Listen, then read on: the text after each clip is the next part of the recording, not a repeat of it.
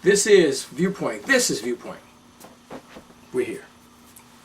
I was just looking at the videotape from the inauguration of Barack Obama. And we have to give President Barack Obama his props. His team, his campaign, his family.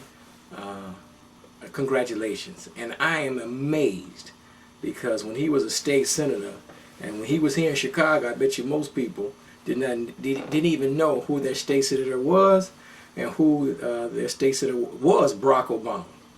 So it's really amazing that, you know, somebody from your city becomes president. But, you know, if you analyze it, if you contextualize it, if you deconstruct it, you will find out there's a lot of paradoxes, a lot of ironies, and it's very nuanced, okay? Very nuanced. And it gets very complicated. And so when I talk to people, and you've seen these shows up, we did a lot of shows up until the election, leading up to the election, and we didn't criticize Barack Obama. I voted for him. We just put him in context, because things don't happen by osmosis. Now, he's the real deal. I enjoy looking at the pomp and circumstance. It's pretty cool. When I go to the White House, and I show you my home pictures all the time, it's pretty cool to see the White House and the Capitol building, the whole nine. It's, you know, and I have reverence for the office of president. But he's the right person at the right time. And, you know, if you see my show, you know, I live in segregated Chicago. He's changing the paradigm because I'm living in segregated Chicago. You know, when I was a kid, I saw the Black Power movement. We saw the election of Harold Washington. And, you know, and since then, things have gone kind of deteriorated. But all this progress since the Black Power days and the Civil Rights days, you have African Americans who did educate themselves, who had those family values, who had support, and who wanted to, or, you know, was just led into integrating and assimilating, which is fine if that's what you want to do. But like I say all the time, what happened to us Negroes who don't want to assimilate, who cannot or do not want to assimilate and integrate? When I go to public schools all the time, and on my little TV show here in Chicago, my little public access show, I always like to say that Barack's children would do quite well. They are now, Barack and Michelle did not start out in the elite class, but now they are.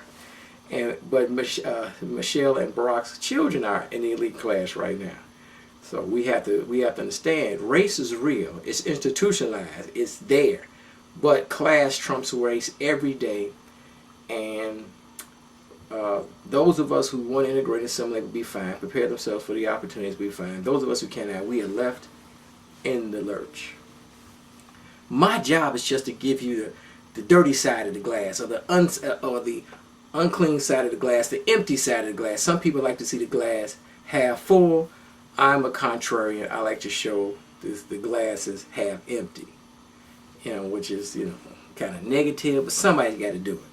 This is citizen media. The newspapers are falling apart. Everybody's just blogging and video blogging, and this is what's going on these days. Okay, so this is what we do. But I love Barack, but you have to remember, Barack is the perfect right person at the right time.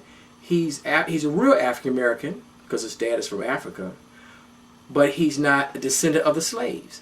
He's not a descendant of the Civil Rights era, which is good for the majority of European Americans who feel comfortable. You know, they feel comfortable with him because Barack is educated.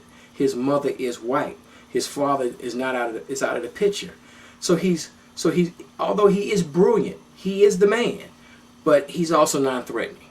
Unlike Oprah, we love Oprah. Oprah's great, but Oprah's non-threatening.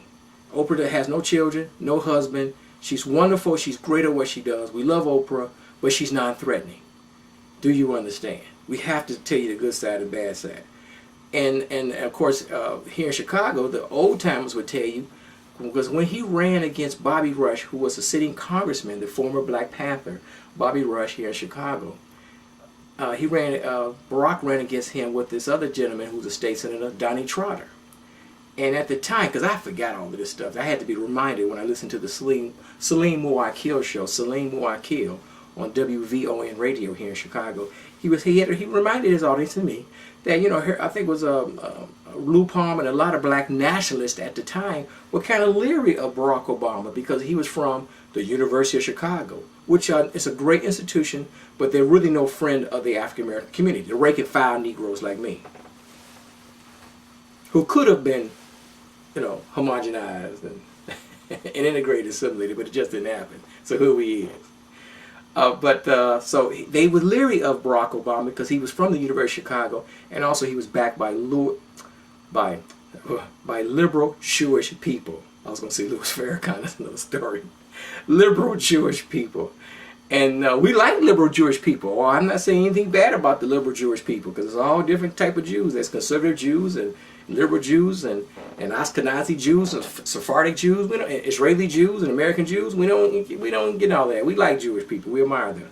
But he was backed by the University of Chicago, or is backed by the University of Chicago. He's backed by liberal Jewish people. So we are, those of us who call it nationalistic, we are really leery of that. But life is full of paradoxes. So, it's like, even like Harold Washington, he was backed by some liberal Jewish people. David Axelrod, I believe, he was a younger man, very younger man. He worked in the Harold Washington campaign. I have to do some research. You can do it yourself.